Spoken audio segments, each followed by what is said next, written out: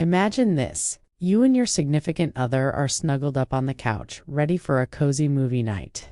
But then you both reach for your phones to press play, and before you know it, you're both lost in a social media vortex.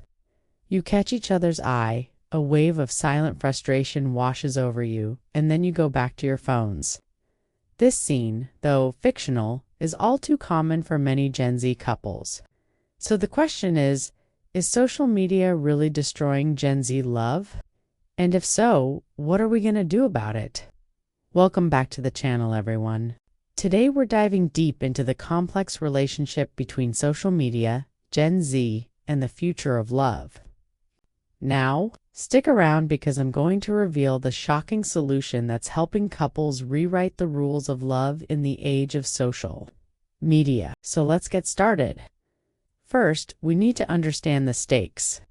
Gen Z is the most connected generation in history, spending more time on their phones than any other age group.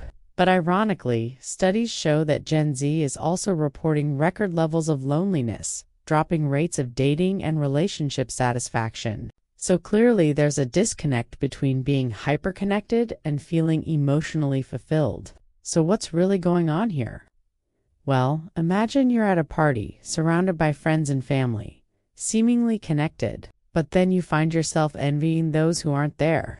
You scroll through your phone seeing their envy-inducing posts, and suddenly your mood drops.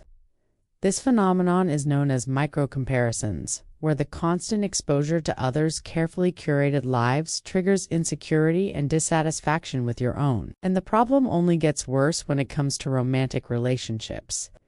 Picture this. You're on a date with your significant other and your phone starts buzzing with notifications. Without meaning to, you glance at your phone, catching a glimpse of a notification from your crush or an ex. Your heart skips a beat, and before you know it, you're mentally replaying past interactions, trying to figure out where things went wrong. It's a jarring experience, and it happens without your conscious awareness. But it turns out you're not alone. In a recent survey of 2,000 Americans, one participant said, "I randomly got a DM from my ex, and after that, I couldn't stop thinking about him. We hadn't even talked in months. It was so confusing, and it made me question my current relationship."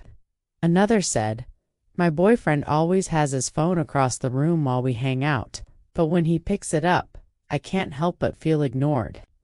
Even if he's not actively looking at it, it's still distracting and makes me feel neglected." These stories highlight the impact that social media can have on our relationships, often in ways that we don't even realize are happening. But what does the research say? A study published in the Journal of Social and Personal Relationships found that couples who spent more time together on social media reported lower relationship satisfaction and higher levels of conflict. Another study published in the same journal found that the more time a couple spent on social media separately, the more likely they were to break up within a year. What these studies tell us is that social media isn't inherently bad for relationships, but rather the way we use it matters. Enter emotional displacement. This is the phenomenon where our emotional energy gets poured into our online lives and favorite influencers instead of the important people in our real lives.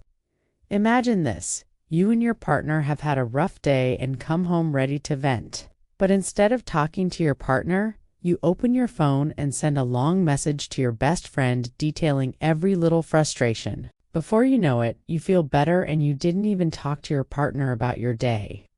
This subconscious choice to turn to social media instead of your partner can slowly erode the emotional bond in your relationship. Take a moment and think about your own habits. When was the last time you opened your Instagram story to see a new update from your significant other? Did you watch it? Did you engage with it? Or did you quickly move on to the next story? Chances are, if you've been subscribed to our channel for a while now, you've probably done the last.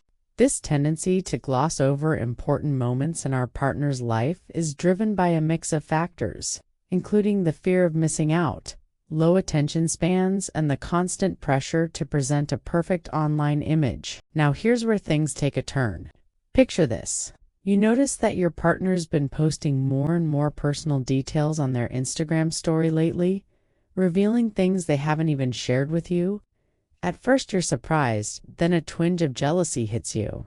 You find yourself comparing the comments on their posts to the amount of attention you give them in real life. Suddenly, you're questioning the strength of your relationship and feeling a sense of inadequacy.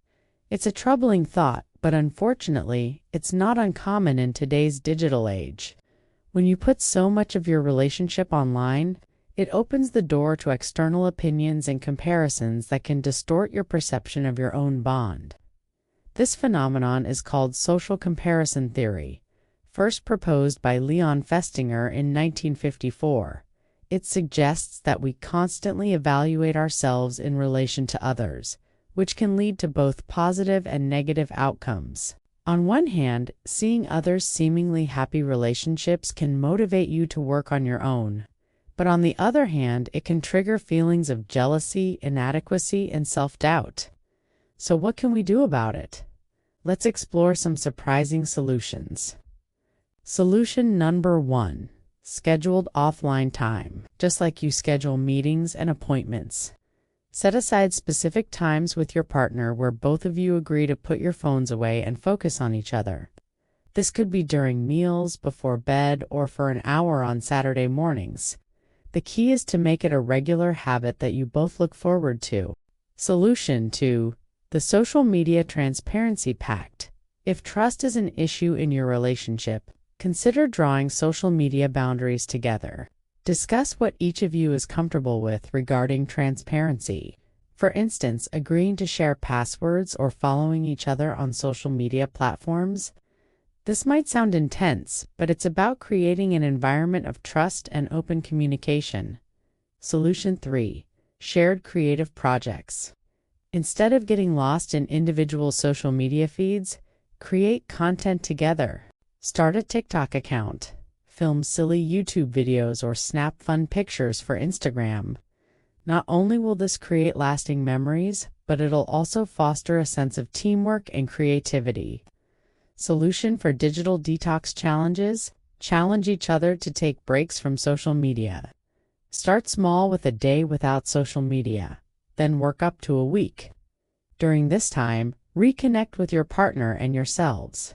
Go on hikes, visit friends, or simply enjoy the peace of a phone-free evening. To see if these solutions work, researchers followed a couple for 30 days as they navigated a month without Instagram. After the experiment, they reported feeling more connected to each other, having more shared experiences, and increased trust. They also felt less anxious about missing out on social events and found themselves reaching out for their phones less during the day. Now for the radical fix. The offline relationship agreement. Both partners delete the apps entirely for 90 days.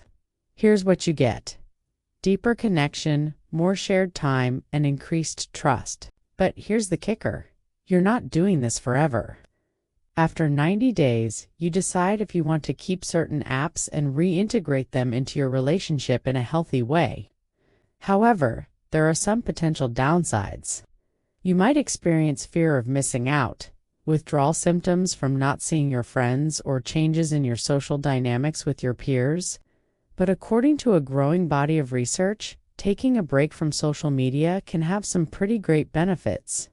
In a study conducted by the University of Pennsylvania, participants who took a month-long break from Facebook reported less anxiety, increased face-to-face social interactions, and improved mental health.